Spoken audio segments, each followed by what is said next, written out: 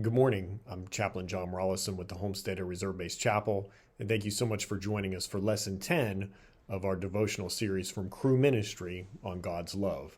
This will be our final lesson, and then next week, rather, on Wednesday, we'll have our Ash Wednesday service, so I certainly invite everybody to join us as we'll be streaming that live at 11 o'clock.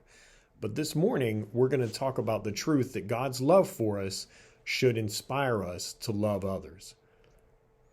And from the Gospel of John, chapter 13, verses 3 and 5, and then verse 34, we read, Jesus knew that the Father had given him authority over everything, and that he had come from God and would return to God. So he got up from the table, took off his robe, wrapped a towel around his waist, and poured water into a basin. And then he began to wash the disciples' feet, drying them with the towel that he had around him. So now I am giving you a new commandment. Love each other, just as I have loved you, you should love each other. On his last night with the disciples, before he was crucified, Jesus emphasized loving others. He demonstrated what loving others looks like by washing the disciples' feet. Washing someone's dirty feet may seem like a grotesque enough task today, but during that day, people wore sandals and walked most places. So their feet were much, much dirtier than normally our feet would be today, unless you live at the beach or something.